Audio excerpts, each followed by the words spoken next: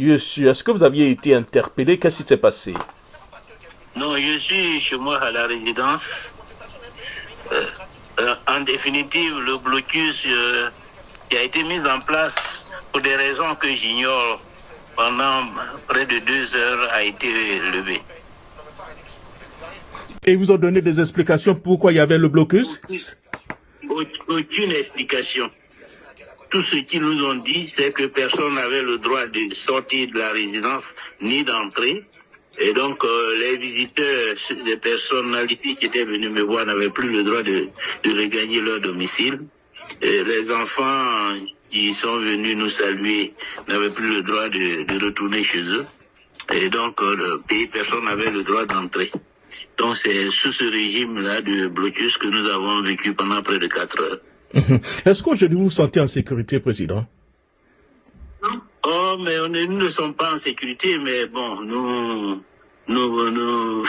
prenons acte. Nous sommes dans notre pays. C'est un pays d'insécurité, mais c'est notre pays, donc on confie notre sécurité, et je dirais à nous-mêmes, je ne pourrais pas dire à Dieu, mais c'est tout comme. Vous maintenez la marche permanente à partir donc de demain, vous maintenez cela? Ça, c'est avec le Front commun que ces questions-là se discutent. Mais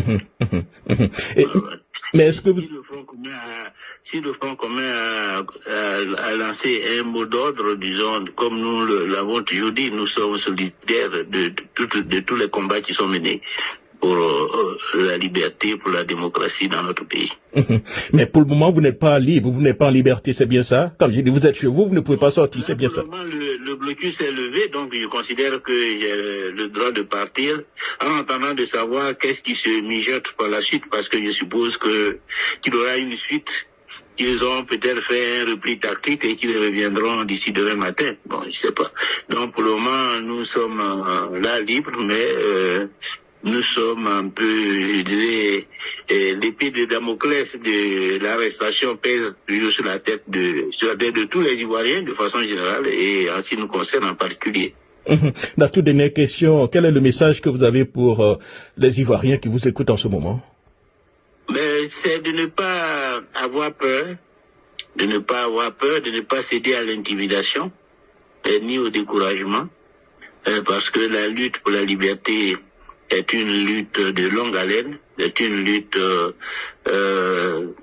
pleine de menaces, mais c'est une lutte incontournable parce qu'il s'agit de la liberté de notre pays, de la souveraineté, de la démocratie, et qui sont les fondements du progrès économique et social.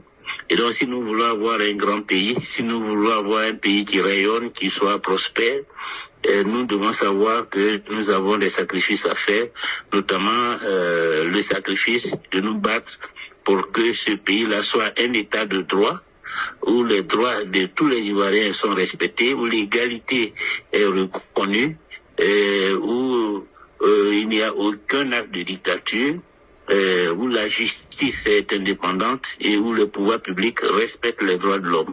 Ce sont les fondamentaux du progrès. Nous avons besoin de les construire. Et nous le construisons pour nos enfants, pour nos petits-enfants, pour l'avenir de la Côte d'Ivoire. C'est ce que le destin de ce pays nous réserve, notre génération. Et donc, nous ne devons pas faillir, nous ne devons pas trahir, nous devons être à la hauteur des défis. Et donc, le premier élément, c'est de ne pas avoir peur. Le premier élément, c'est de faire preuve de courage pour affronter toutes les adversités. Merci beaucoup, Président Afi, et surtout portez-vous bien. Mettez-vous à l'abri.